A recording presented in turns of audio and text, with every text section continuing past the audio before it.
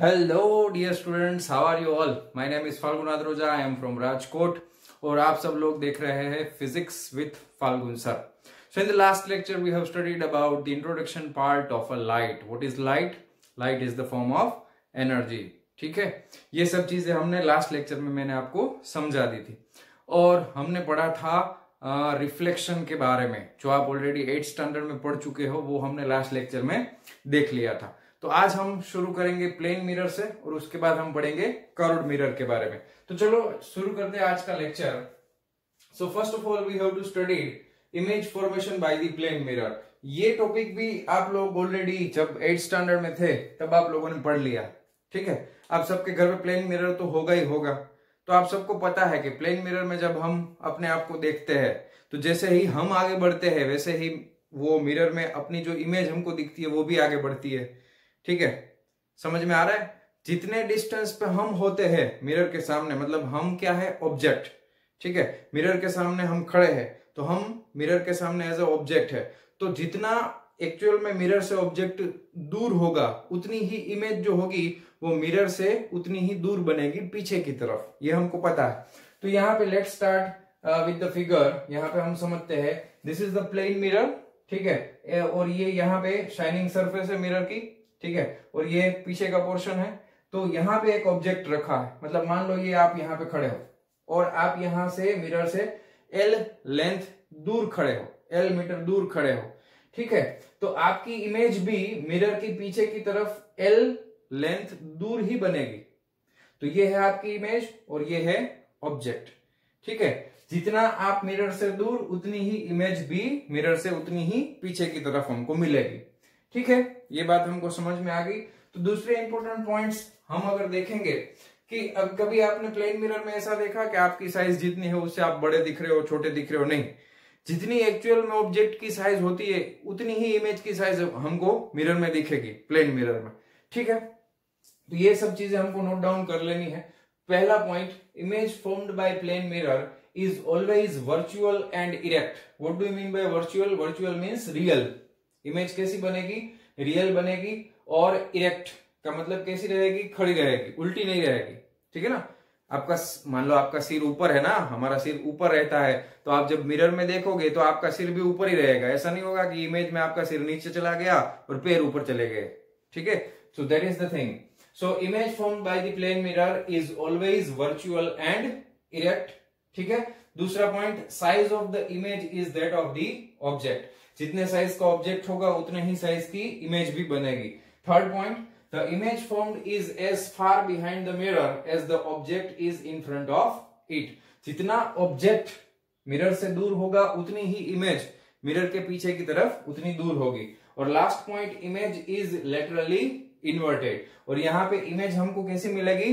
Laterally inverted. Laterally inverted का मतलब क्या है? आप अपने हाथ पे कुछ लिख लेना, अपना नाम जो है ना वो आप अपने हैंड राइटिंग से अपने हाथ में लिख के ऐसे रख के मिरर के सामने देखना। ठीक है, वो हैंड राइटिंग आपको कैसे दिखेंगे? वो आपको इन्वर्टेड दिखेंगे, उल्टे थोड़े दिखेंगे वहां पे। ठीक है, so this are the main points regarding with the plane mirror. ठीक है, now we will start about the curved mirrors. तो कर्व्ड मिरर शुरू करने से पहले आप सबके घर पे एक चीज होगी, वो है चम्मच, स्पून। सबके घर पे होगा। ये शाइनिंग स्पून है। अगर इस स्पून में हम ये देखो, इस स्पून की दो सरफेसेस है, ये अंदर वाली सरफेस और ये बाहर वाली सरफेस। अगर ये शाइनिंग सरफेस है और यहाँ पे अगर हम इस कर्व्ड सरफेस को मिरर माने और हम अपने फेस को यहाँ पे देखें तो कैसे दिखेगा? तो मुझे तो अभी ऐसा दिख रहा है कि मेरा फेस जो है वो नीचे चला गया और पैर जो है वो ऊपर चले गए। आप भी ट्राई करके देख लेना घर पे। और दूसरी बात, ये वाली जो सरफेस है कर्व्ड सरफेस, अगर यहाँ पे हम देखें, अगर मैं यहाँ पे अपना फेस देख रहा हूं और मैं इसको नजदीक जा रहा हूं तो मेरा फेस थोड़ा मोटा मोटा दिख रहा है और इस तरफ वाले पोर्शन में जो भी ऑब्जेक्ट है वो बहुत दूर लग रहा है और सेंटर वाला पोर्शन थोड़ा नजदीक लग रहा है। ओके, सो इसके बारे में अभी हम पढ़ेंगे। तो ये सब चीजें आप अपनी बुक में नोट डाउन कर लीजिए वीडियो पॉज करके। और अब हम देखने जा रहे हैं spherical mirrors. Okay, students. So now the next topic is 10.2 spherical mirrors. Okay. So अभी हमने देखा स्पून में कि कि उसकी दोनों तरफ की, दोनों साइड की जो सरफेसेस है वो कर्व्ड है, इनर सरफेस भी कर्व्ड है, आउटर सरफेस भी कर्व्ड है। तो वो दोनों सरफेसेस को अगर हम मिरर में कन्वर्ट करेंगे, ठीक है, तो वो दो तरह के मिरर बनेंगे। अगर हम इनर सरफेस जो है उसको हम पॉलिश्ड करके सरफेस बना ले, पॉलिश्ड सरफेस, ठीक है, तो यहां पे ऑब्जेक्ट को हम यहां पे रखेंगे, ठीक है, और यहां पे हमको दिखेगा ये मिरर की वो सरफेस है जहां से हमको दिखता है, और पीछे वाली जो सरफेस है वहां पे मिरर नहीं है। तो इस तरह की अगर इनर सरफेस जो है वो पॉलिश्ड रहेगी तो उसको हम बोलेंगे कनकेव मिरर। क्या बोलेंगे बच्चों? Concave mirror. Inner surface polished, inner surface पे मिरर होगा, that's called as the concave mirror. Okay, if the outer surface is polished, यहां पे देखो इसकी आउटर सरफेस कर्व्ड की, ये जो कर्व्ड है उसकी आउटर सरफेस जो है वो पॉलिश्ड है, ठीक है, इनर सरफेस नहीं है, तो ऑब्जेक्ट को हम इसके सामने इस तरफ रखेंगे ना, ठीक है, तो ये आउटर सरफेस जो पॉलिश्ड रहेगी, then it is called as the convex mirror, it is called as the convex mirror. Just remember this terminology, ठीक है, पूरे चैप्टर में ये दोनों टर्मिनोलॉजी आएगी ही आएगी, और पूरे चैप्टर में हमें स्फेरिकल मिरर के बारे में ही पढ़ना है ज्यादा से ज्यादा। Okay, now the next important thing is the terminology और important terms regarding with the spherical mirrors. तो चलो शुरू करते हैं पहले टर्म के साथ। यहां पे आप देख सकते हो मैंने एक कौन सा मिरर बनाया है बच्चों? कनकेव है या कन्वेक्स है? देख लो, कनकेव है या कन्वेक्स है? किसके जैसा है इसमें से? पहले के जैसा। तो ये कैसा हो गया? Concave mirror. कैसा है? Concave mirror. तो ये टर्मिनोलॉजी कनकेव और कन्वेक्स दोनों में लगेगी, दोनों में ये टर्मिनोलॉजी लगेगी। First we have to study the first term that is called as the pole of the mirror, POLE, that is called as the pole of the mirror। पोल क्या होता है? अगर ये मेरे पास कर्व्ड मिरर है तो इस कर्व्ड मिरर का जो सेंटर वाला पॉइंट रहेगा मिरर का, ठीक है, उस पॉइंट को हम बोलेंगे pole of the mirror. So what is the definition? The centre of the reflecting surface of a spherical mirror is a point called the pole. Again, the centre of reflecting surface, ये reflecting surface, ये उसका centre, the centre of reflecting surface of a spherical mirror is a point called the pole. सो इतनी चीजें आप note down कर लीजिए। अब देखते हैं next term.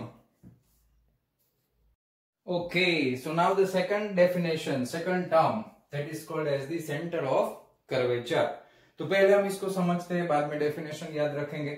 Centre of curvature, अगर हमने कोई स्फेरिकल मिरर बनाया, चाहे वो कनकेव हो चाहे वो कन्वेक्स हो, तो वो किसी न किसी एक कंप्लीट स्फीयर का ही पार्ट होगा इस तरह से, ठीक है ना, और देयर इज सम सेंटर, और इस स्फीयर का सेंटर यहां पे कहीं ना कहीं पे इसका सेंटर होगा, और जिसको हम रिप्रेजेंट करेंगे कैपिटल C के साथ। और ये जो सेंटर हमने रिप्रेजेंट किया है इसी को हमने नाम दिया है सेंटर ऑफ कर्वेचर, ठीक है। फिर से, अगर कोई कर्व्ड मिरर है तो वो कर्व्ड मिरर बनाने के लिए वो किसी स्फीयर का ही एक छोटा सा कटा हुआ टुकड़ा होगा, तो उस स्फीयर का जो सेंटर होगा उसको हम बोलेंगे सेंटर ऑफ कर्वेचर। दूसरी बात, ये जो सेंटर ऑफ कर्वेचर वाला पॉइंट है वो मिरर की किसी भी सरफेस के ऊपर नहीं है, this point is actually outside the mirror. ये सेंटर ऑफ कर्वेचर मिरर से बाहर की तरफ है। अगर आप सोचो कि यहां पे मेरे पास ये जो मिरर हमने ड्रॉ किया है वो कौन सा किया था? Concave mirror. अगर मैंने यहां पे कन्वेक्स मिरर ड्रॉ किया होता, फॉर एग्जांपल यहां पे एक कन्वेक्स मिरर अगर मैं यहां पे ड्रॉ करूंगा, ठीक है, और मैं आपको पूछूं कि इसका सेंटर ऑफ कर्वेचर कहां पे मिलेगा, तो वही सेम प्रोसेस करेंगे हम। इसको अगर हम एक्सटेंड करें, एक गोला बना दे, स्फीयर बना दे, तो इस स्फीयर का सेंटर इस तरफ मिलेगा। तो अगर हम ये कह सकते हैं कि ये कन्वेक्स मिरर में सेंटर ऑफ कर्वेचर जो होगा वो पीछे की तरफ होगा, और कनकेव मिरर में वो आगे की तरफ होगा, मगर होगा तो मिरर के बाहर ही, होगा तो मिरर के बाहर ही। That is called as the centre of curvature. तो यहां पे ध्यान दो बच्चों, the reflecting surface of a spherical mirror, ये जो रिफ्लेक्टिंग सरफेस है स्फेरिकल मिरर की वो forms a part of a sphere, ये क्या है, एक स्फीयर का ही छोटा सा टुकड़ा है, okay. And this sphere has a centre, and this sphere जो वो सेंटर है उसका एक, जो स्फीयर है सॉरी, उसका एक सेंटर होगा, and that centre is called as the centre of curvature. Is it clear? Okay, so just note it down and we will move ahead towards the third term.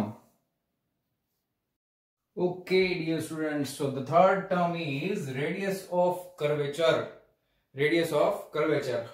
तो हमने अभी देखा centre of curvature के बारे में। तो अगर हम पोल और सेंटर ऑफ कर्वेचर के बीच का जो डिस्टेंस अगर हम लेंगे तो वो हमारे इमेजिनरी स्फीयर की क्या हो जाएगी, रेडियस। तो उसी को हम बोलने वाले हैं रेडियस ऑफ कर्वेचर। तो क्या होगी उसकी definition, the radius of the sphere of which the reflecting surface of a spherical mirror forms a part is called the radius of curvature. ठीक है, तो ये आप अपनी बुक में नोट डाउन कर लो। और अब हम देखने जा रहे हैं next term. Okay, so now the fourth term is called as the principal axis. It is known as the principal axis. Now what is the principal axis? If we are imagining the line which is passing from the pole and the center of curvature, अगर हम एक ऐसी line को imagine करें कि जो mirror के पोल और सेंटर ऑफ कर्वेचर से क्रॉस हो रही है, वहां से पास हो रही है, so that imaginary line is called as the principal axis. तो ये वाली जो लाइन हमको दिख रही है सी और पी में से क्रॉस होती हुई, ये स्ट्रेट लाइन है, and this line is called as the principal axis. So now see the definition, the line passing through the pole and the centre of curvature of a spherical mirror is called as the principal axis. Clear? So ये चारों definition आपको याद होनी चाहिए.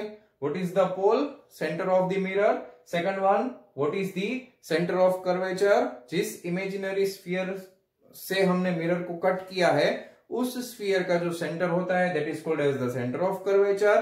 The distance between pole and the centre of curvature is called as the radius of curvature. And the last one is the principal axis. The line which is passing from the pole and the centre of curvature is called as the principal axis. अब हम next definition जो देखने जा रहे हैं उसके लिए that we have to understand some phenomena. उसके लिए हमें कुछ सीखना पड़ेगा, कुछ प्रैक्टिकल करना पड़ेगा, कुछ देखना पड़ेगा. तो उसके लिए एक छोटी सी एक्टिविटी हमें टेक्स्ट बुक में दी गई है जिसको हम समझते हैं. अगर मेरे पास कोई कनकेव मिरर है और उसको अगर मैं सन के सामने ऐसे रखूंगा, ठीक है, तो क्या होगा, सन की रेज मिरर में आएगी, वहां से टकरा के वो किसी एक पॉइंट पे फोकस होगी, और उस पॉइंट को ढूंढने के लिए हम क्या करेंगे, कागज का एक टुकड़ा लेंगे, उस टुकड़े को आगे पीछे ऐसे करेंगे, तो एक जगह पे वो कागज के टुकड़े पे एक सन की छोटी सी पॉइंट इमेज बनेगी और वो एकदम हॉट होगा. तो धीरे धीरे क्या हो जाएगा, वहां पे ब्लैक कलर आ जाएगा और वहां से कागज जो है वो जलना शुरू हो जाएगा. तो वो जो पॉइंट होता है उसको हम क्या बोलेंगे, समझ में आ रहा है बच्चों क्या करने वाले हैं हम? तो देखिए आगे का मैं आपको समझाता हूं क्या करना है हमको.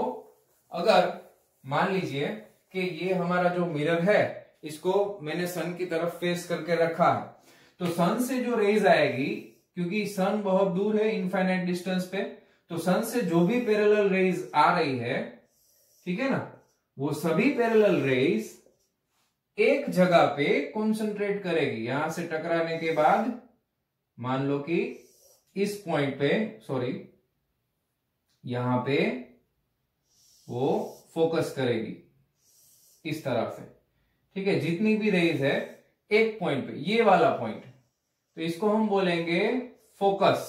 क्या बोलेंगे बच्चों? फोकस. समझ में आया? तो चलिए अब देखते हैं what is the definition of focal point. Okay, so now let's learn the definition of principal focus. So a number of rays parallel to the principal axis are falling on a concave mirror.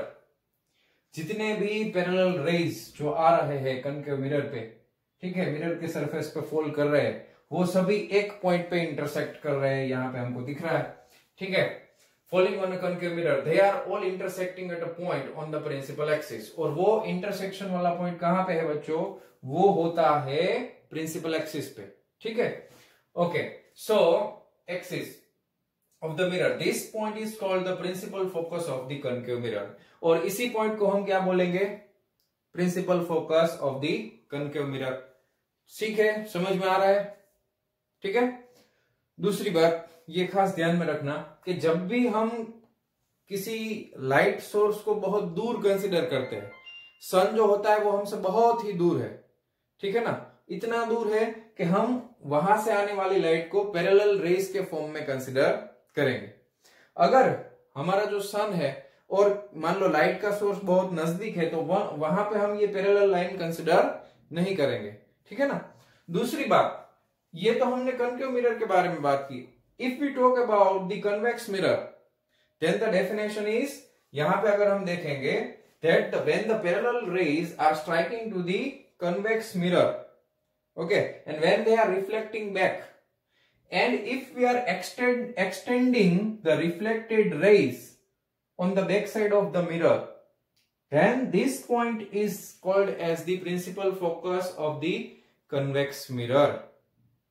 Okay, यहां पे बच्चों हमें ऐसा लगेगा कि ये सब raise जो रिफ्लेक्ट होके जा रहे हैं ना, वो इस सोर्स से जा रहे हैं, ऐसा हमें इमेजिन होगा, हमें ऐसा लगेगा कि यहां से निकल रहे।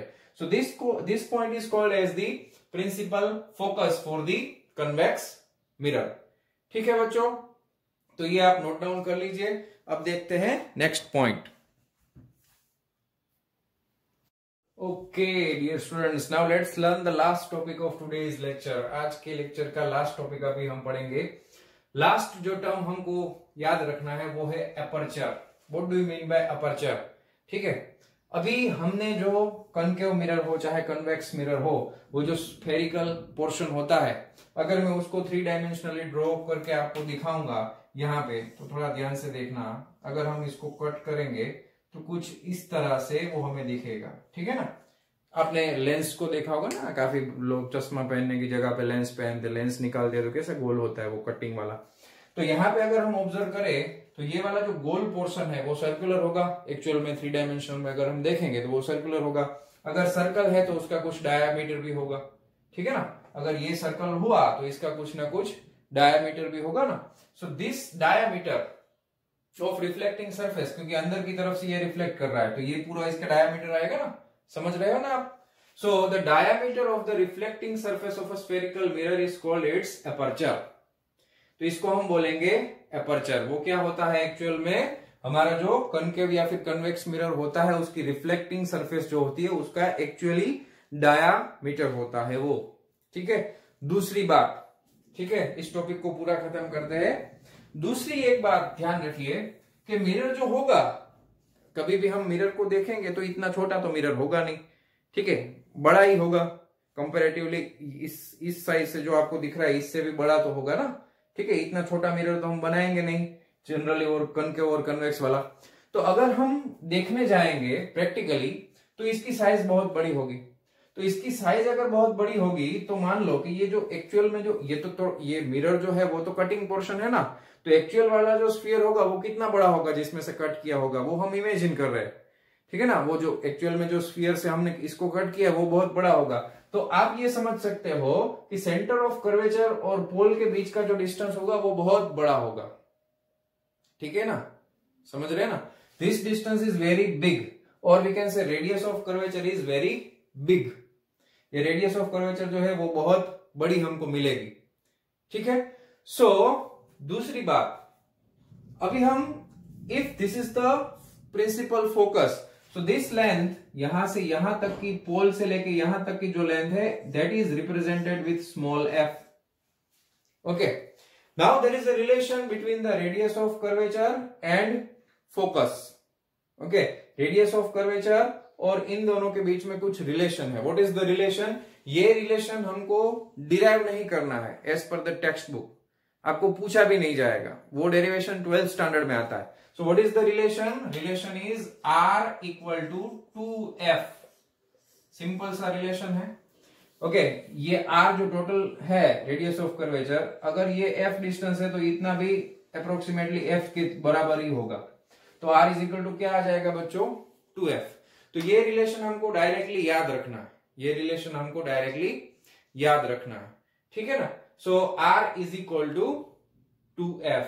दूसरी बात, सेंटर ऑफ कर्वेचर बहुत ही दूर होगा, उसके कंपैरेटिवली एपर्चर जो है वो बहुत ही छोटा होगा, ठीक है। सेंटर ऑफ कर्वेचर बहुत दूर होगा, उसके कंपैरिजन में एपर्चर जो है वो बहुत ही छोटा होगा। तभी हम इस चैप्टर में जितने भी कैलकुलेशंस है वो इस एजम्पशन पे ही बेस्ड है, और ये प्रैक्टिकली सही भी है, क्योंकि मिरर जो होता है वो कंपैरेटिवली बहुत बड़ी साइज का होता है, और उसको अगर हम पूरा स्फीयर बनाएंगे तो वो तो बहुत ही बड़ा हो जाएगा, ठीक है। तो प्यारे बच्चों, आज का लेक्चर हम यहाँ पे खत्म करते हैं और मिलते हैं नेक्स्ट लेक्चर में। तब तक के लिए बाय बाय।